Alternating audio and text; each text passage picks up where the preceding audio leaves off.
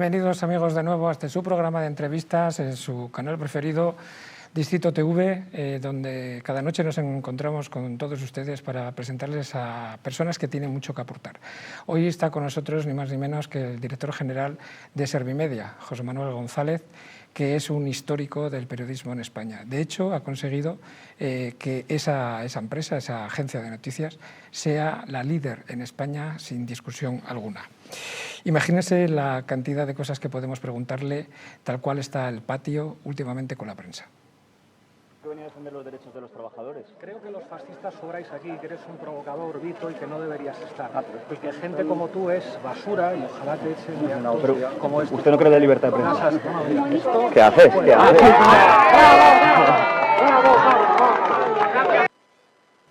Lo grave de esto es que esta persona, independientemente de lo que haya ocurrido antes y después, ha ejercido como vicepresidente de un gobierno de la Unión Europea. Tremendo.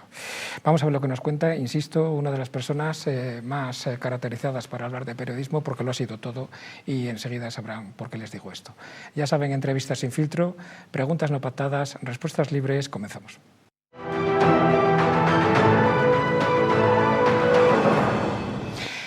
José Manuel, muchísimas gracias por estar aquí hoy con todos nosotros. Me hace muchísima ilusión entrevistarte por razones varias, que luego ya te irás dando cuenta del porqué. Muchas gracias por invitarme. Solo faltaba. Un honor y de verdad que un placer. Cuando comenzaste la carrera profesional en El Caso y en Radio Nacional en el año 81, soñabas, pensabas, creías que alguna vez ibas a ser el director general y durante 20 años, ni más ni menos, hasta convertir a Servimedia en el referente líder de noticias. Bueno, ni mucho menos, ni mucho menos. Uno empieza de una manera muy modesta, muy peleando con la información y con el mundo de la comunicación. Esto es como hay que establecerse objetivos a corto plazo, ¿no? Esto que dice el Cholo Simeone, ¿no? Partido a partido. Y bueno, intentar hacer mi trabajo lo mejor posible. Lo que pasa es que en esta profesión, cuando vas haciendo tus cosas poco a poco, cuando mantienes una línea, cuando intentas hacer lo que de verdad crees que merece la pena, pues al final, bueno, hay una pequeña recompensa, ¿no? No todo el mundo lo consigue, porque también hay que tener un poquito de suerte, pero creo que al final, bueno, te lo reconocen de alguna manera, pero no es fácil, ¿no? Y desde luego yo nunca pensé que podía llegar a ser un directivo de una empresa, porque sobre todo porque hay mucha gente muy buena en el mundo del periodismo en España. Dicen que a nadie le regala nada, algo tendrá el vino cuando lo bendicen, como se dice. Hemos visto estas imágenes, no te voy a preguntar por ellas porque personalmente nos sentimos mal cuando vemos estas cosas, ¿no? Por lo que hemos dicho antes, entre otras cosas, porque no es el qué, sino el quién, y a las instituciones hay que respetarlas, y cuando uno no ha ejercido responsabilidades tan altas en un Estado, creo que hay que estar a la altura. Pero más allá de lo que hayamos visto, de lo que haya ocurrido, el periodismo en general, teniendo en cuenta estas ruedas de prensa que vemos últimamente también en el Congreso, en el Senado, en el que se sale la gente, hay boicots y demás, es convulso. Esto tú, en los años que llevas, que no son pocos, por tu experiencia, ¿lo habías vivido antes? No, nunca. Yo nunca había vivido una situación como esta que estamos viviendo, en la que quizá, no sé, tiene que ver este mundo de enfrentamiento, ¿no? que aparece todos los días en cualquier lugar, en cualquier sitio. Lo que habría que moderar, por ejemplo, ese tipo de encuentros, habría que organizarlos. O sea, eso de la calle, 200 cámaras, un montón de gente. Hemos visto a gente que salía de un juzgado y alguno la ha llevado por delante con la cámara por medio, ¿no? Sí. Pues yo creo que estas cosas había que ordenarlas un poco. Es decir, oye, vamos a hacer una mini rueda de prensa. Buscamos un espacio, un lugar, nos ponemos todos cómodos, preguntáis, yo contesto, de una manera natural pero organizada. Pero es que fíjate que casi se hace la rueda de prensa en la calle. Sí. La calle no es un sitio para hacer una rueda de prensa. O sea, yo creo que estas cosas se pueden organizar, igual que la rueda de prensa sin preguntas. Que deberíamos irnos, o sea, deberíamos no ir a una rueda de prensa sin preguntas, ¿no? Es un contrasentido, no tiene sentido. Si estás para informar tienes que preguntar. Entonces yo creo que hace falta un poco de orden, de sensatez y de superar estas diatribas permanentes que hay, de tú me dices, el otro hace. Yo creo que estamos viviendo un momento muy convulso. Tú te pasaste 12 años también en Diario 16, en Cambio 16, era otra época, y ahora que estamos hablando de cambios convulsos, ¿qué titulares, viendo cómo está el panorama, piensas ahora mismo este titular no lo pondríamos? ¿Titulares? Sí. Bueno, yo creo que hay titulares, hoy en día hay cierta libertad también para contar cosas. La cuestión es que el problema, fíjate, es el problema que hay de este que te decía antes, de enfrentamiento permanente de un lado y otro. Esto nunca lo he vivido. O sea, este enfrentamiento, esta pelea, este incluso insulto que hay, ¿no?, de uno a otro. Y agresiones. Y agresiones. Yo no lo he visto nunca en la profesión y con los políticos, además. Si siempre decimos que en las encuestas del CIS los grupos de personas peor valorados somos los políticos y los periodistas los políticos, porque parece que estamos juntos. Bueno, los abogados por medio también, tienen mala prensa. Pero esta situación de ahora yo no la he vivido nunca y me da mucha pena. Me da mucha pena. Tú también has participado, por eso les decía yo al principio que cuando viesen el currículum, los que no lo conocen, que son pocos, se iban a quedar pasmados. Es una leyenda del periodismo en España, se lo digo en serio, no es broma, ¿eh? Y me consta, y ustedes lo saben, que no soy de los que adulan a nadie, en este caso menos, pero es que es la verdad. También has participado, estuviste en la fundación del diario La Razón, Sí. Que es top de los 5 principales periódicos que hay ahora mismo en España. Ese proyecto ahora mismo, tanto a nivel de viabilidad económica como social, tendría cabida, partiendo de cero, tal cual está ahora el tema económico y demás. No. Hoy un día fundar un periódico de ese nivel en Madrid, que en aquel momento quería hacer competencia al ABC, porque su director era Luis María Ansón. De hecho, el primer año, el segundo año tuvo problemas económicos porque había que reorientar el periódico, darle mayor amparo. Y su salida fue al final porque tuvo el apoyo del grupo A3 Media, que está detrás y que es al final el propietario, ¿no? Si no, ese periódico no hubiera continuado, no hubiera permanecido en el mercado. O sea, hoy en día lanzar un periódico de esas dimensiones, de nivel nacional, tipo El Mundo, El País, el ABC, ahora La Razón, La Vanguardia, no sería posible. No sería posible. Luego diste el salto a la política, ya les dije que es un pozo de sorpresas. Luego dio el salto y fue a la comunicación oficial en un ministerio, que creo fue el Ministerio de Trabajo, Asuntos Sociales y Seguridad Social. Y Seguridad Social. Es que ese ministerio que ahora son tres. Trabajo, Asuntos Sociales y Seguridad Social era uno. El paso por ahí cambió tu visión de la relación entre el poder y el periodismo. Sí, mucho. ¿Cambió? Mucho. Mira, fíjate, yo siempre digo que de lo que se cuenta, a lo que realmente hay detrás, solo se cuenta apenas un 20% de la realidad que hay detrás. Ah, ¿tanto? Sí. Hay algunos que pensamos que se cuenta menos. Sí, un 20% como mucho, de todo lo que hay preparando, organizando, pensando, estructurando. Hay un montón de cosas que no se saben. ¿Y eso es bueno y es malo? No, eso es bueno porque hay un trabajo detrás, hay un trabajo real. Mira, te voy a poner un ejemplo. Ahora que está de moda, porque hay un cambio de la ley de dependencia, que hay un cambio ahora, el gobierno quiere cambiarla, esa ley estaba en un cajón en esa época del PP, en el año 96. Y el PP en aquel momento, que tenía un director general que se llamaba Héctor Maraval, que era de Comisiones Obreras, y el PP era un gobierno de derechas, pero tenía un director general de izquierda. Ahora eso sería impensable. Crearon una idea, una serie de expertos dijeron, vamos a crear una cosa que se llama dependencia, porque en Europa, en Alemania, esto lo están generando. Y ahí había un proyecto. Y ese proyecto recuperó el PSOE de Zapatero pues 10 años más tarde. Y María Teresa, ¿no? No, el PSOE de Zapatero. Sí, pero estaba María Teresa Fernández de la Vega también. Estaba María Teresa Fernández de la Vega. Sí, que fue la que lo sacó también. Sí, era un poco la vicepresidenta que coordinaba aquellos proyectos. Lo recuperó un ministro que se llama Jesús Caldera. Sí. Que lo recuperó con Amparo Valcarce, que era una secretaria de Estado. Pero te digo, la base de eso... Jesús Caldera era el del primero de la regularización de inmigrantes. Sí. Del famoso efecto llamada que tanto le criticaron. Sí, ¿no? Ministro de Salamanca, sí. O sea, que la ley de dependencia estaba antes. Estaba antes. Y estaba un poco consensuada, preparada y tal, pero bueno, era un trabajo gris que estaba ahí, ¿sabes? Y se recuperó más tarde. Y ahora que está hablando con los de ahora, con los ministros de ahora, digo, es que este proyecto del año 25 estaba hace más de 25 años ya preparado en un ministerio. Tremendo. Pues mira, nadie mejor que tú para comentar esta noticia que vamos a ver ahora. Si nos la van a poner, creo que sí. Sanidad invirtió en 2000 el 97% de su publicidad para cadenas de radio. Hay quien dice que la publicidad institucional es una compra encubierta de silencios. Tú que has estado en las dos trincheras, ¿qué opinas al ver esta noticia? Pues yo creo que en este tipo de noticias no deberían producirse.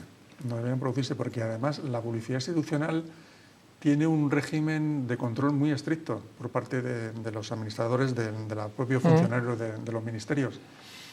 Para empezar una campaña de publicidad hay que sacarla a concurso público. Tienen que optar agencias que elaboren la publicidad. Y luego la distribución de esa publicidad debe hacerse de manera correcta, adecuada y proporcional. Es decir, que no solo la cadena concreta como esta de Prisa o la cadena SER, tiene que ser la destinataria final de una campaña de publicidad. Eso no puede ser. Es que sí, aparte no tiene sentido. Tú una campaña de la publicidad la haces para dirigirte a todo público, el mundo, claro. no a un público concreto, de un sector concreto, de una ideología concreta. Claro, es absurdo. Una administración del Estado es que es contradictorio. Tú llevas 20 años, que se dice pronto, 20 años al frente de Servimedia. ¿Cuál es el secreto para mantenerse al frente y además siempre liderando esa agencia? Pues mira, tener un espíritu muy joven y preguntarte todo el día cosas, o sea, ser como un crío. Yo siempre digo, cuando doy charlas en las universidades, digo, mira, un periodista es una persona, primero, que es periodista todo el día, no deja de ser periodista a las 8 de la noche ni a las 7 de la mañana, sino que todo el día te estás preguntando cosas, y tienes que ser una persona muy inquieta y preguntando el por qué y por qué sucede una cosa y volver a preguntar y volver a preguntar. Y eso me hace tener, como te digo, un espíritu digamos, combativo, porque al final una agencia de noticias, fíjate, nosotros hacemos cada día 200 noticias, de media, 200 noticias. Se dicen pronto. O sea, imagínate lo que tenemos que trabajar. Casi una cada 8 minutos, ¿no? Claro, imagínate. Entonces, lo que tenemos que trabajar, lo que tenemos que luchar para conseguir, como tú decías, que esa información sea relevante, sea importante, el titular sea lo que tiene que decir, pues eso, mantener un espíritu permanente, porque cuando bajas un poquito el pistón, se nota. En todos estos años, ¿cuál ha sido el momento más delicado que has pasado? ¿Quizás el tema de la pandemia? Sí, sin lugar a dudas. Sí. Yo, de hecho, en la pandemia, lo digo muchas veces, porque ya lo he dicho en público, yo temí que desaparecía Servimedia porque la base estructural de los clientes y la base del país, yo viví una situación ahí muy complicada. Pero fíjate, de esa historia como que renacimos, ¿no? Empezamos a hacer más encuentros informativos, primero utilizando el Teams, luego un estudio que tenemos de televisión parecido a en nuestra agencia, empezamos a hacer, lo que te digo, entrevistas, encuentros. O sea, hemos ido variando cosas y, de hecho, fíjate, conseguimos hasta ganar un concurso mundial de Google. Fuimos el único medio de comunicación en España que ganamos un concurso mundial. Google es tan listo que en 2020 dijo, oye, señores, el año 2021, ¿cuál va a ser el tema? Para el año 2021 el tema eran las vacunas. Claro. Entonces sacó un concurso mundial para que los medios de comunicación hablaran sobre las vacunas. Entonces nosotros lo ganamos, como te digo, el único medio en España, y lo desarrollamos durante un año entero, y fíjate, eso nos permitió crecer y avanzar. Es verdad que empezaste, que tú en algún momento entraste en pánico, incluso a nivel de viabilidad económica, Sí. Y sin embargo conseguisteis no pedir ningún ERTE, ¿eso es cierto? Totalmente. Conseguí 2 cosas de las que estoy súper orgulloso, de lo que me puedo ir de Servimedia con este orgullo, te digo, de verdad, así en confianza. Pues no hemos empezado con los éxitos que has conseguido. No se infectó nadie. Es decir, durante los 2 primeros años no hubo ninguna persona de nuestra redacción que tuviera la COVID. Y 2, que conseguimos, como tú dices, ser la única empresa de medio de comunicación en España que no hizo un ERTE. ¿Por qué? Porque nosotros cada día, si ahora te digo que publicamos 200, en aquel momento publicamos casi 400 al día. Sí, claro, porque había, acuérdate, ministros, había 4 o 5 ministros que salían cada día, había cambios en el boletín oficial del Estado, o sea, trabajábamos a destajo todos. Entonces, claro, yo no podía reducir el número de personas, porque yo, al contrario, necesitaba, incluso, fíjate, nosotros teníamos una sección de salud desde hace muchísimo tiempo, con lo cual teníamos personas especialistas en temas de salud que podían abordar la COVID, porque al principio, acuérdate, que no teníamos ni idea de cómo era esto. O sea que, claro, yo estoy encantado de ni ERTE ni persona afectada durante los primeros meses. ¿Qué es lo que hace Servimedia ser diferente? Que no voy a decir mejor, porque no queremos faltar el respeto a nadie. Esta línea editorial nuestra no va por ahí, ni muchísimo menos, pero sí que es cierto que hay otras agencias, EFE, Europa Press, y algunas de ellas, que a lo mejor no es ninguna de las que hemos nombrado, no queremos hablar mal de eso, insisto, han cometido errores muy graves, algunos que incluso el propio director general han tenido que salir y dar una rueda de prensa para disculparse, porque era gravísimo los errores que habían cometido. Sin embargo, vosotros no lo hacéis. ¿Qué os diferencia porque algo tiene que haber, la seriedad, la rigor. Yo he hecho varias llamadas para preparar esta entrevista y me han dicho entrevistas a los mejores. Eso me lo ha dicho a mí una persona muy influyente de este país. Me dijo, además me lo dijo, entrevistas al líder de los mejores. ¿Qué diferencia hay? Pues ¿Qué tenéis? ¿No es cierto? Pues mira, tenemos algunos secretos entre comillas. Uno, cuidamos mucho la edición. La edición. La edición, es decir, que el titular, que el texto esté bien escrito. Tenemos editores, que no siempre ocurre en los medios de comunicación actualmente. Podemos leer muchos medios de comunicación incluso con falta de ortografía. Dos, en la seriedad, como tú dices. Y tres, fíjate, para mí es muy importante la independencia. Nuestro propietario único es la ONCE. Todo el mundo sabe que la ONCE es un vende cupones y tiene una serie de empresas. La primera empresa que crea la ONCE es precisamente Serie Media. Y con la independencia que nos permite editorial en la ONCE, porque la ONCE no se marca de ningún partido político, no tiene ninguna tendencia editorial a favor o en contra de alguien. Y la ayuda al soporte que nos permite que la ONCE, en caso de ese momento duro de crisis, aguantara y nos apoyara, estas dos cosas de la independencia editorial y el soporte económico hace que Serie Media sea una empresa diferente, muy diferente a los demás. Hay otra característica que muchos de ustedes a lo mejor no saben, y es que Servimedia es líder en información sobre discapacidad. Es el referente internacional mayor que hay en agencias de comunicación. ¿Cómo lo has conseguido, José Manuel? Pues con este apoyo de la ONCE. Claro, a la ONCE le interesaba, primero, que personas con discapacidad trabajaran en un medio de comunicación. Ahora, el 60% de mi plantilla, el 60% tiene alguna discapacidad. Y lo segundo, hablar de temas sociales. Imagínate, hace 35 años cuando nacimos, ¿quién hablaba de temas sociales? Prácticamente nadie. Es más, estaba rechazado. Claro. Sí, sí. Y ahora, fíjate, la reforma del artículo 49 de la Constitución, esta que elimina la palabra disminuidos, ahí Serie Media tenía un papel protagonista. En los Juegos Paralímpicos de París, lo mismo. Es decir, para nosotros la discapacidad es una cosa esencial, importante, y sobre todo la integración. Ahora que estás hablando del artículo 49 de la Constitución, ¿tú crees que ese ha sido en los últimos 20 años, teniendo en cuenta que nadie como tú tiene la visión de todo lo que han sido avances en la discapacidad, ¿crees que ese ha sido el avance más importante que se ha hecho con respecto a esta gente en los últimos 20 años? Sí, sobre todo de visibilidad. De visibilidad, porque me hacía gracia, yo que también participo en tertulias de televisión y de radio, y que habitualmente hablamos también es contertulio de televisión española. Ya les he dicho que no podía leer el currículum suyo porque de ser así se me acababa el programa, pero ya están viendo el motivo. Pero me hacía gracia no que los que habitualmente hablan de política, pues se hablaban también del artículo 49 como si fueran, catedráticos del tema, ¿no? Suele ocurrir. Y fíjate, esa normalidad yo creo que ha sido el importante avance extraordinario, que además eso va a llevar a reformas continuas de nuestra sociedad.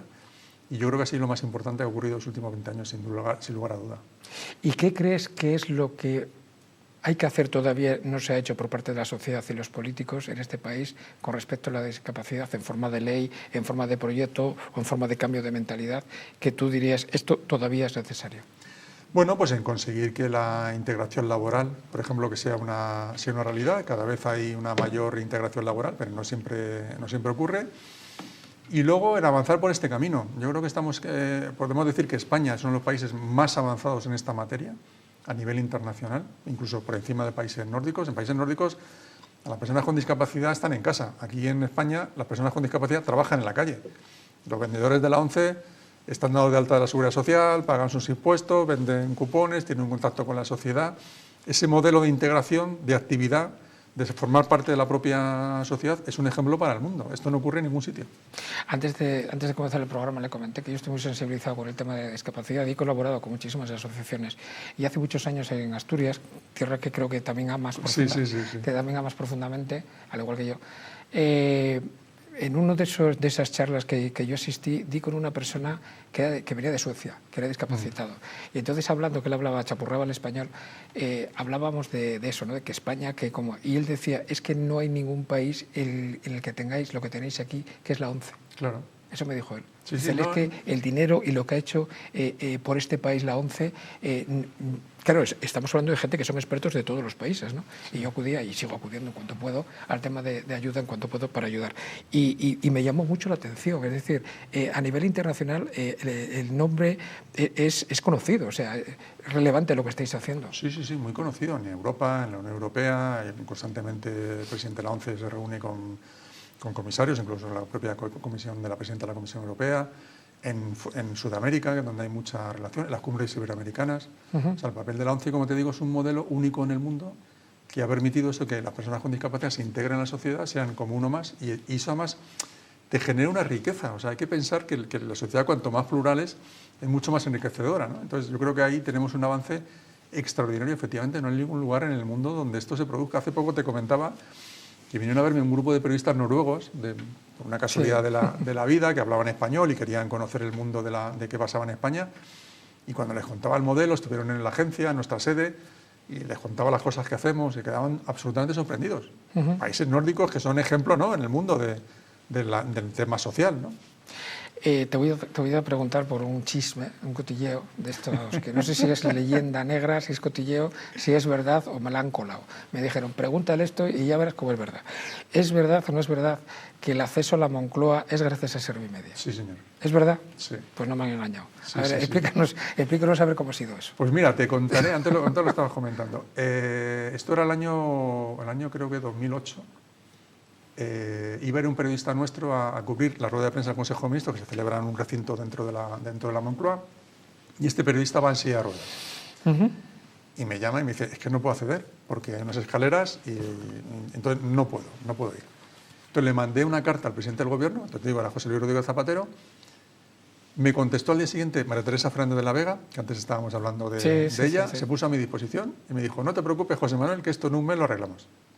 Y efectivamente pusieron una rampa.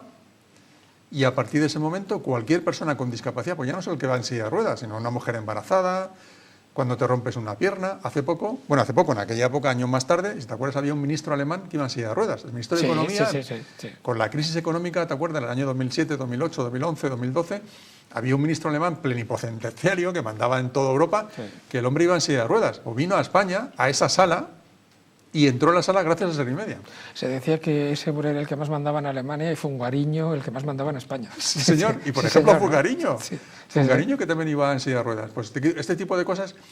Y la verdad es que, fíjate, yo creo que se produjo una sensibilidad muy cercana con Teresa la Vega, de la cual ya me considero cercano, ¿no? Y hemos hablado muchas veces. ¿Ella está en el Consejo de Estado ahora? Está en el Consejo de Estado, sí. Como consejera. Y luego aparte hace un trabajo para Mujeres por África. Es una mujer ya mayor, pero todavía sigue siendo asturiana. Sí. Sigue siendo también muy inquieta. Pero fíjate, era plantear eso, que nadie le ha planteado eso en algún momento, y lo conseguimos. Mira, y luego somos una escuela de periodistas. Por ejemplo, en el Congreso de los Diputados hay una chica que es enana, que mide 1 metro, tiene una enfermedad que se llama condoplasia, que es lo que produce la enfermedad del enanismo. Esta chica es ahora la jefa de prensa del Congreso de los Diputados. Qué bien. Y estuvo durante un montón de años trabajando en Servimedia. Y me acuerdo de una recepción muy curiosa con entonces Príncipe Felipe, que pide casi 2 metros. Entonces le obligué, entre comillas, a Eva, que es la persona que te digo, a dar el discurso. Cuando dio el curso, la foto estaba al lado de Claro, bacana que el príncipe como es Oye, pequeño. ningún complejo. La Casa Real de entonces también ha tomado el tema de la discapacidad. Solo faltaba, ¿no? La reina Leticia también, que es un tema para ellos muy importante, muy relevante, y lo han visto también con Servimedia. Te voy a hacer una pregunta un poco delicada. ¿Has recibido alguna vez alguna llamada de algún político para que no publiques o sí publiques alguna noticia? Casi todos los días. ¿De verdad? Sí. Yo pensé que me ibas a decir que no. No. Pues me has dejado sorprendido, ¿eh? Casi todos los días. Sí, todos los días recibimos una llamada de alguien, una empresa, un ministerio, no sé qué. Pues me acabas de sorprender. ¿Todos los días? Casi todos los días. Ayer mismo, por ejemplo. No te voy a decir quién, pero ¿y alguna vez has rechazado fondos públicos o privados porque sabes que el recibir ese dinero te suponía tener que modificar, cambiar o suprimir alguna parte de tu línea editorial? Sí. ¿También? Sí. ¿Y todos los días? No, ahí afortunadamente todos los días no, pero alguna vez sí. Lo que pasa es que yo, claro, como te digo, tengo ese apoyo de la ONCE que me permite independencia. tener esa independencia. Y claro que lo hemos rechazado, sí. Yo he dicho que no a cosas que no debo hacer, que no me dejan hacer una cosa y me primen, me dicen, no, a cambio esto otro. No, yo en ese juego no entro, ni voy a entrar, nunca. Pero eres un privilegiado, que tú puedas hacer eso. Claro que por eso te estoy diciendo. Claro que soy un privilegiado. Es que esto no ocurre en ningún otro medio en España. Por tu experiencia, José Manuel, ¿sientes ¿sientes que las líneas editoriales de los medios de comunicación están secuestradas por el poder político? No Bueno, todas, porque tu caso, como bien dices, no, pero en general. Yo siento que hay mucha política del periodismo de partidista del siglo XIX. Hemos retrocedido un siglo. Hay mucha tendencia a hacer periodismo de trinchera y periodismo ideológico. Y prácticamente todos los medios lo hacen. ¿Y eso no es bueno para la profesión? No, porque además el lector primero debe saber la línea ideológica del periódico de manera abierta, que no siempre ocurre. Y además yo creo que aquí lo bonito, lo interesante es tener una opinión variada. O sea, no solo fiarte de lo que diga un medio, sino contrarrestar con otro, ¿no? Y que ese medio mismo también esté abierto a opiniones contradictorias. En ese viejo grupo 16 que comentabas, sí, ahí la gente en la redacción discutíamos, vamos, como bellacos, y el lector lo notaba. Ahí no estuvo también Pedro J. Ramírez antes de coger el diario El Mundo. Sí, claro, estaba Pedro J. ahí, ¿no? Fue mi jefe. ¿Ah, sí? Sí. Y bueno, mira, no estaba en el guión, pero ¿y qué tal Pedro J.? Pues yo te diría que Pedro J. es de una persona... Porque tiene muchos amigos, pero también tiene muchos enemigos. Yo te diría que es de una persona de un carácter muy complicado, pero te diría que para mí es el mejor director de un medio de comunicación que he tenido. Mira que está con él, con Luis Marianson. Y te iba a decir, Luis Marianson también tiene fama de ser complicado trabajar con él. Era complicado también, pero sí. Pedro J. para mí era la persona que tenía más intuición, era el más rápido, el más ágil. Pedro J. marcó una época, porque por ejemplo él eliminó, la gente no se acordará, pero antiguamente había una cosa que se llamaba los hojas de los lunes. ¿Por qué? Porque él sacó el suplemento de deportes del domingo. Entonces los periódicos no salían el domingo. Y claro, con aquel cambio se hacía la crónica del partido de ese domingo, de la Liga. Sí. Y eso cambió totalmente el mundo de la prensa. Hizo eso, por ejemplo, hizo también los suplementos que había dentro del periódico, suplemento de cultura, suplemento de deportes, y luego también hizo la territorialización, es decir, que hubiera medios de comunicación como el diario que tuviera ediciones en comunidades autónomas, en Andalucía, en Cataluña. Fue una persona muy avanzada para su época y, como te digo, yo como director, para mí ha sido el mejor director de medios de comunicación, con un carácter muy complicado. Sí, eso yo he conocido a gente que trabaja con él y me dicen exactamente lo mismo que tú. Si hablamos de medios de comunicación, tenemos que hablar del medio de comunicación que es de todos, que es Radio Televisión Española. Hace poco se ha publicado esto. El Gobierno culmina su asalto a Radio Televisión Española, el Congreso aprueba un decretazo. En fin, bueno, hablar de asalto a la televisión suena un poco duro. Sin embargo, vamos a ver esta publicación, publicada precisamente por Servimedia, que está aquí, y dice que la Comisión Europea estará atenta a que se garantice la independencia. José Manuel, todo esto viene por la modificación que hubo, por la elección al Consejo de Administración de Radio, por los consejeros del Consejo de Administración de Radio Televisión Española. ¿Tú crees que fue acertado que algo tan sensible como es la mayoría de 2/3 a mayoría absoluta que supuso el poder cambiar, como así se hizo, es razonable haberlo hecho por Real Decreto? ¿Y cómo se hizo? No. ¿Crees que el Gobierno se equivocó ahí? Totalmente. Sí. Totalmente. Primero, se equivocó en las formas. Segundo, se equivocó en los miembros del Consejo de Administración de RTV. No puede ser una persona director de comunicación de un ministerio y al día siguiente formar parte del consejero, ser consejero de RTV. Tercero, estas personas son remuneradas ahora, antes no lo eran. Reciben una remuneración. Sí, lo sé. Y con un sueldo, 72.000 euros, creo. No, más de 100.000 euros. Yo había escuchado que eran 72.000 más dietas y asistencias. En torno a más de 100.000 euros. Antes no existía eso.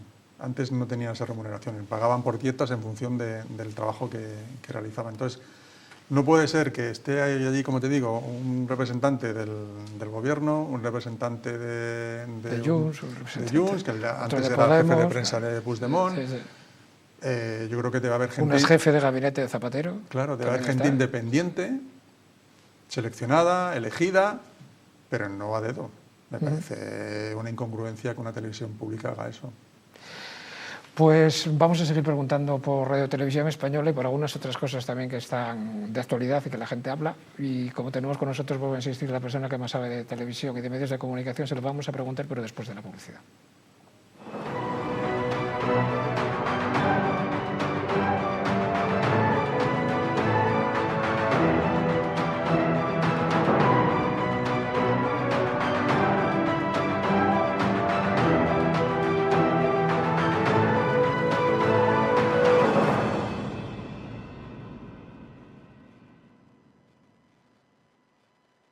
Muebles Adama. Muebles a medida para toda tu casa. Salones, dormitorios, colchones, conjuntos juveniles. Montaje y transporte gratuito y además financiación hasta 24 meses sin intereses. Ven a la calle General Ricardos 190 o visítanos en mueblesadama.com. Muebles Adama. Muebles grandes a precios bajos. ¿Te gustaría perder esos kilitos de más? ¿Volver a utilizar aquellas prendas que tanto te gustaban? Naturhaus te trae la forma más rápida y eficaz de hacerlo. En tan solo 2 días podrás bajar de peso gracias al Pack Express, un producto de Naturhaus que contiene todas las comidas y dietas necesarias para perder peso en tan solo 48 horas. Te ofrecemos un servicio personalizado, no tendrás que saltarte comidas ni pasar hambre. El Pack Express se adapta a ti. No lo pienses más y acude a tu centro Naturhaus más cercano. La presencia del colágeno en la composición de huesos, piel, ligamentos, cartílagos y tendones es imprescindible para frenar su deterioro. Sin embargo, a medida que envejecemos, su producción se reduce. Colacel Antiox de Mundo Natural combina en una misma toma colágeno hidrolizado puro, antioxidantes, ácido hialurónico y vitamina C que contribuye a la formación normal de colágeno. Haz del tiempo tu gran aliado. Colacel Antiox. En la icónica Casa Gallardo nace Terracota Plaza de España, con una carta que reinventa los sabores tradicionales con un toque sofisticado. Disfruta platos frescos y de alta calidad en un ambiente elegante y acogedor. Un lugar ideal para comidas especiales, cenas románticas o eventos privados. Vive una experiencia única en el restaurante. Terracota Plaza de España, tu nuevo punto de encuentro en Madrid. En Plus Ultra Líneas Aéreas sabemos que las cosas más importantes de la vida no se ven, se sienten. Son esos lazos que nos atan fuerte a nuestra gente, a nuestros sueños, aunque estemos a miles de kilómetros. No importa de dónde vengas o a dónde vayas. En Plus Ultra seguiremos volando contigo para que nunca te falte lo más importante, los lazos que nos unen. Plus Ultra Líneas Aéreas, lazos que nos unen.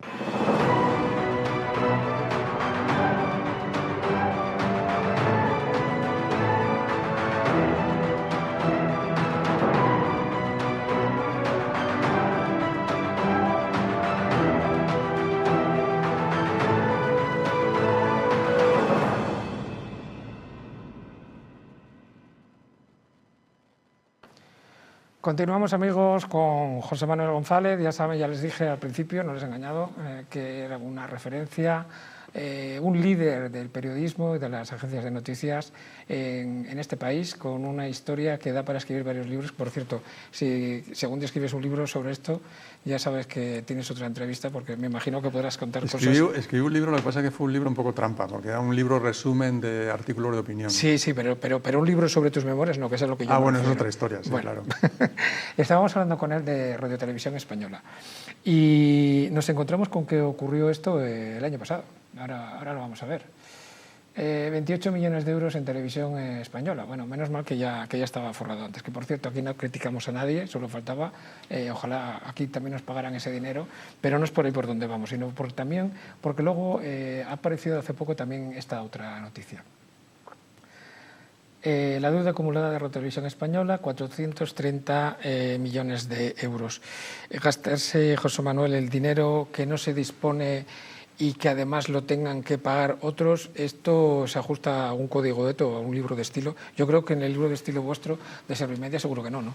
No, ahí debería haber mucho más control en el gasto y sobre todo ser mucho más transparente, ¿no? Porque esto de broncano que has puesto, pues se discute si realmente es eso, si esa cantidad, no es esa cantidad o es otra. Pues una empresa pública debería contarse directamente lo que gana o lo que no gana, ¿sabes? Es decir, no hay ningún problema, es que al contrario, debería explicarse bien, ¿no? Y luego, en esta deuda que comentas, pues también deberían contarnos un poco cómo es posible que tengan una deuda tan grande, tan enorme, una institución pública, y cómo la vamos a pagar, porque al final la pagamos entre todos los españoles, ¿no? O sea, hay que decir que esto es una situación que no es que sea una empresa de la que somos ajenos, sino que al final sale de todos los bolsillos nuestros.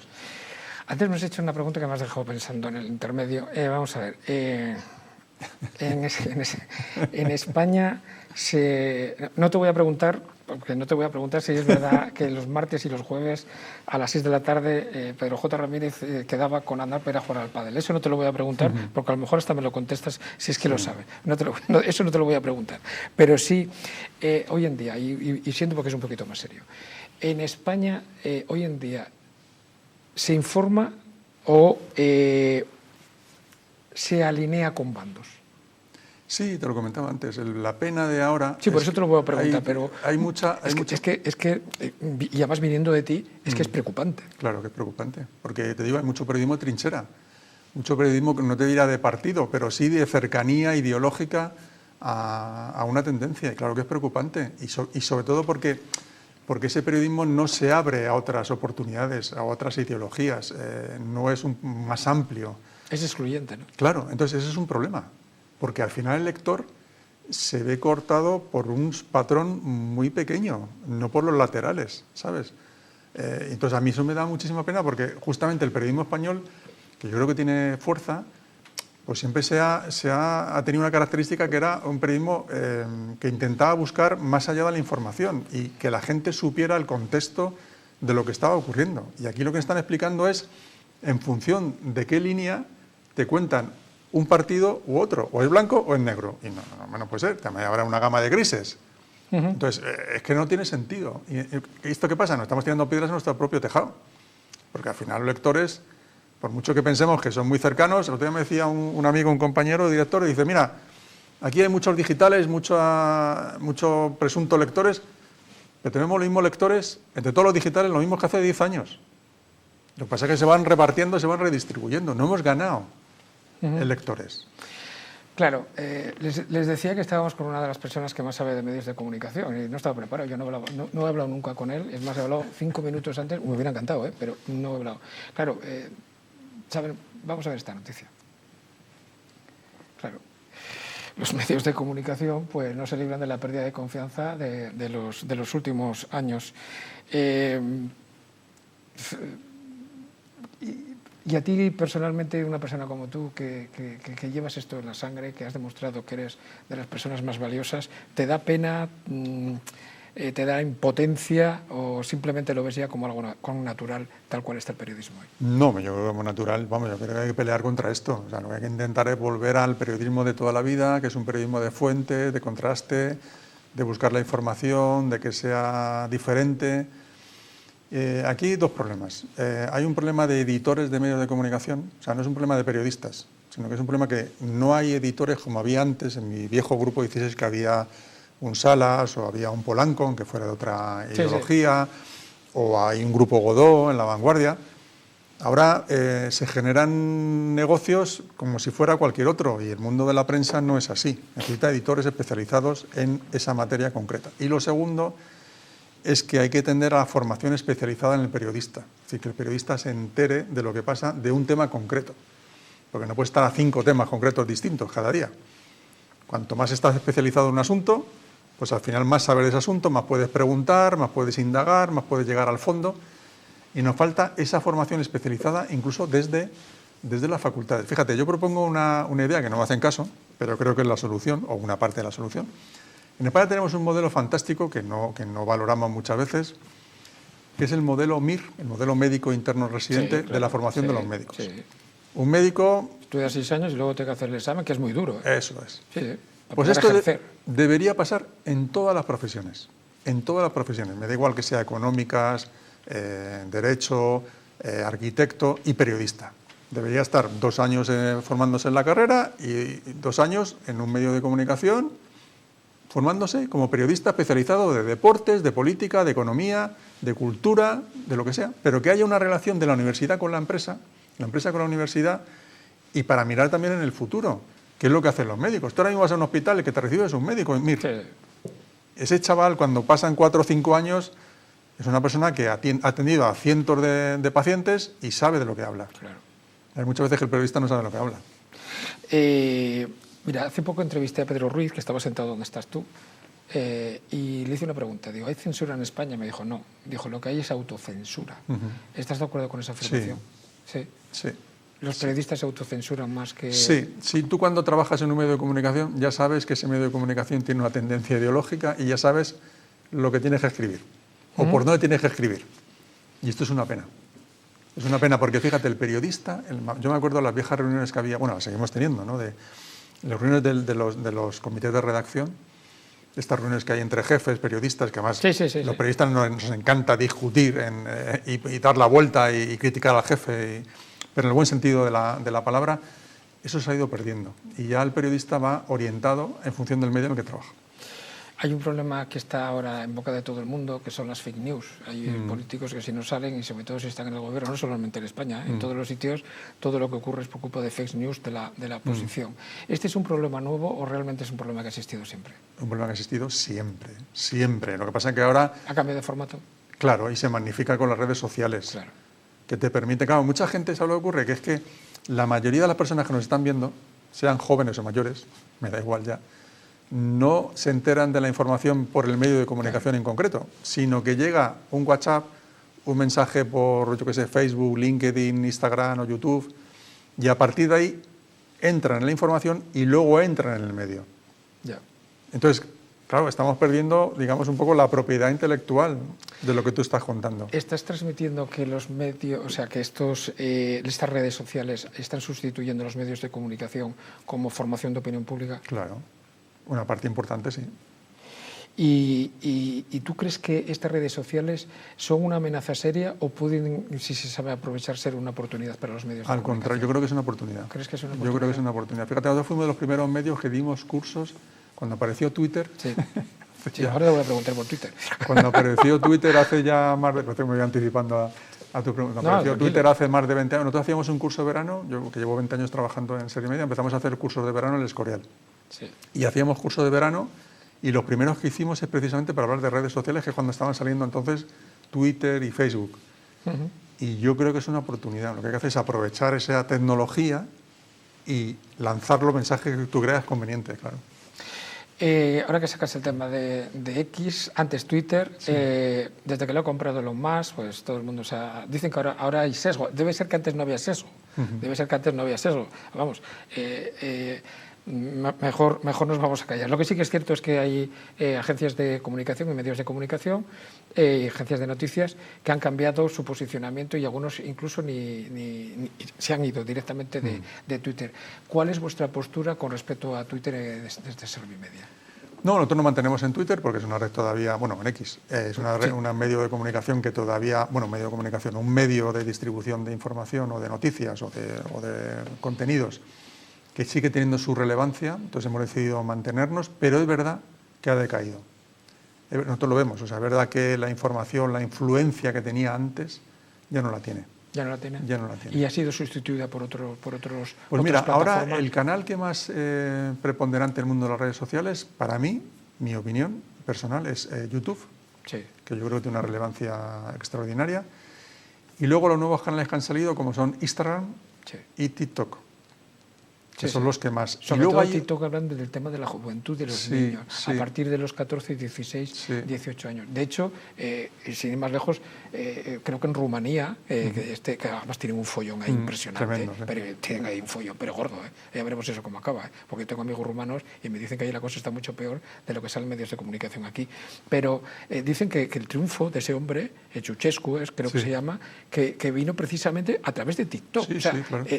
No quiso saber nada ni de televisión, ni de meeting, ni de nada. Cogió un grupo de chavales jóvenes, se pusieron a hacer mensajes cortos de TikTok y ganó las elecciones. Sí, claro, hay gente que utiliza las redes sociales para ganar las elecciones, efectivamente. La polarización que hay ahora, los medios de comunicación se nutren de ella para polarizar más. Sí, bueno, y de hecho, fíjate, si te fijas, hay cantidad de información, no te diría el porcentaje porque no me he parado a estudiarlo, pero me parece preocupante.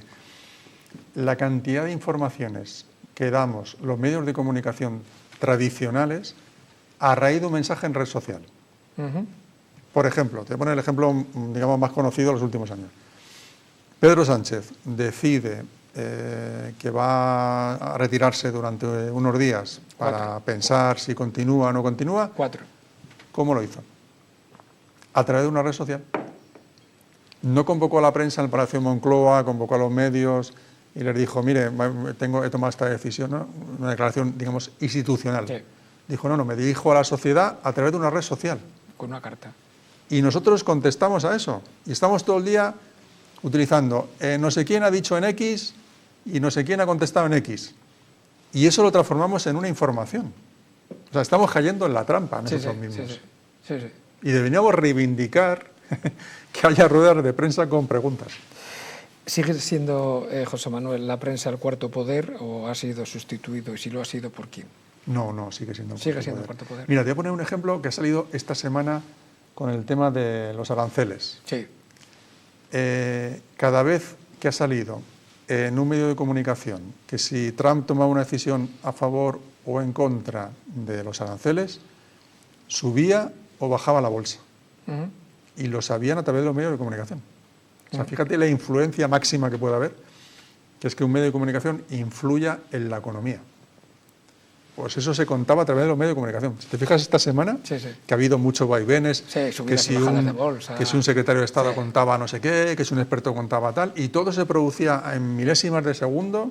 Ha habido momentos en que en la bolsa de Nueva York hay gente que ha comprado y luego ha vendido automáticamente según salía una información o según salía otra. Imagínate qué influencia tiene eso un medio de comunicación. Bueno, de hecho, ahora que lo cuentas tú, en Argentina el mayor desgaste que ha tenido con diferencia Javier Milei fue por un anuncio que hizo en Twitter alabando una historia de criptomonedas, que se ha montado un follón, pero tremendo, a nivel mundial, por un tuit. O sea, ha sido el mayor desgaste que ha llevado con diferencia. Total. Y mira que ha hecho cosas muy buenas, porque las ha hecho, inflación y demás, pero también ha hecho cosas pero fíjate que era, son muy criticables. Pero que era un tuit y ese tuit luego lo transforma en medio de comunicación, lo publica, lo difunde y ya tiene carácter de información y de noticia. Sí. Y esa noticia es tan relevante que lo que puede crear una crisis en Argentina o puede subir y bajar la bolsa. ¿Qué más trascendencia puede haber en un medio de comunicación? Claro que es un cuarto poder. Y claro que desvela cosas y desvela temas judiciales. Todos los temas judiciales, ¿cómo los hemos sabido? Todos los casos que estamos viendo ahora. Pero sin embargo, antes había investigaciones periodísticas que hacían caer gobiernos. Y hace tiempo que no cae ningún gobierno por ninguna investigación periodística. Claro, porque ahora... Algo hay, ¿no? Sí, porque antiguamente, en mi vieja etapa del Grupo 16, hubo un periodista, que hay que decirlo con nombre y apellido, que se llama José María Irujo, que investigó a un tal Roldán, de la Guardia Civil, ¿te acordarás bien? Sí, claro. Y publicamos... Tenía un chalet a la salida de Pamplona que de aquella se decía que valía 400 millones y que los habían pagado los huérfanos de la Guardia Civil. Claro. Y entonces una portada... Como para no acordarse. Claro, una portada que decía todas esas cosas de Roldán, que iba a ser ministro, hizo que no fuera ministro. Sí, eso es verdad. Y eso fue una investigación propia. De ese tipo de investigaciones propias, ahora diferentes, no hay tantas. No hay tantas. Lo que hay es filtraciones, papeles que te pasan, información que te da alguien. Es verdad que falta un trabajo, una dedicación a ese tipo de información de investigación periodística que también nos hace, porque cuando hay una investigación periodística, pero claro, para hacer una investigación periodística tienes que estar muchos días, dedicar muchas jornadas, muchas horas, y eso no es fácil. Tenemos que ir acabando, me están diciendo por línea interna y había 2 o 3 preguntas que las contestes con la mayor brevedad, por favor. No hace mucho entrevisté también a Isabel San Sebastián, ¿vale? Otra histórica, además de escritora. Y le hice una pregunta, le dije, Isabel, si ahora volvieras atrás, ¿volverías a entrar en el periodismo, la aconsejarías? Porque estábamos en una entrevista que había público joven universitario y me dijo, ni loca. Dijo, ni loca. Hoy por hoy no aconsejaría a nadie meterse en el periodismo, lo cual me sorprendió, porque es una periodista de raza. ¿Tú qué le dirías a ese chaval joven que ahora mismo está dudando entre estudiar periodismo, derecho o inteligencia artificial? Pues le diría que fuera periodista, le diría que es la mejor profesión del mundo, como decía García Márquez, y le diría que no hay ninguna profesión como esta. O sea, vivir lo que pasa, el momento que pasa, con los protagonistas del momento, no lo tiene ninguna profesión. Otra pregunta. Antes de jubilarte, y mira que estas noticias tú, que has tutelado la publicación de noticias, ¿qué noticia pagarías por dar antes de jubilarte? ¿Qué noticia en general, daría por dar antes de jubilarme? Sí. Esa noticia que dirías, me encantaría dar esta noticia. Pues la noticia que fuera una exclusiva mundial. No sé. La vacuna contra cualquier tipo de cáncer o algo así. Bueno, algo ojalá, bueno, eso por supuesto, claro. Mi hermano murió de cáncer, desgraciadamente, muy joven. Por supuesto, una vacuna contra el cáncer sería fantástico, pero bueno, anticiparme alguna información de lo que pudiera pasar mañana. Mira, por ejemplo, ahora que está todo el tema de Trump, saber lo que va a decidir Trump, que es lo más difícil del mundo en este momento, que yo creo que no lo sabe ni él, dar la información de que mañana lo que sea sobre los aranceles, vamos, yo sería la noticia para mí estupenda. Además tendría una repercusión, fíjate, mundial. Y por último, como autocrítica, ¿a qué pregunta te hubiera gustado contestar que no te he hecho? ¿A qué pregunta tú me has contestado? No lo sé. ¿Qué te hubiera gustado que no te he preguntado que no te he preguntado? No, pues yo creo que me has preguntado de casi todo. Tengo que decirte, tengo que alabarte, no te conozco de nada, de que has hecho una entrevista estupenda y creo que das muy bien en la cámara. No sé qué pregunta, no entiendo ahora. ¿No? Era una retórica de última hora para despedirnos. José Manuel, de verdad, me dijeron porque cuando haces este tipo de entrevistas, las preparas, a mí me gusta documentarme y llamar a personas que te conocen, que conocen al invitado, y en este caso me dijo una persona, te va a sorprender y va a ser una de las entrevistas que con mayor sonrisa vas a sacar, y resulta que creo que se me nota, a veces acabo cabreado, ¿eh? Muchísimas gracias, no solamente por lo que haces a nivel personal y profesional, sino por la dedicación que haces y tu compromiso con las personas con discapacidad en este país. Y en nombre de los que conocemos algunas de ellas, muchísimas gracias. A ti, muchísimas gracias a ti. Espero que haya sido de su agrado, igual que del mío hoy, una de estas que hoy sí que salimos contentos, no como otras veces que tenemos que escuchar y saber y conocer cosas que nos ponen los pelos de punta y que nos desagradan. Ha sido un placer, espero verles en el próximo programa. Ya saben, entrevistas sin filtros, preguntas no pactadas, respuestas libres, nos vemos pronto.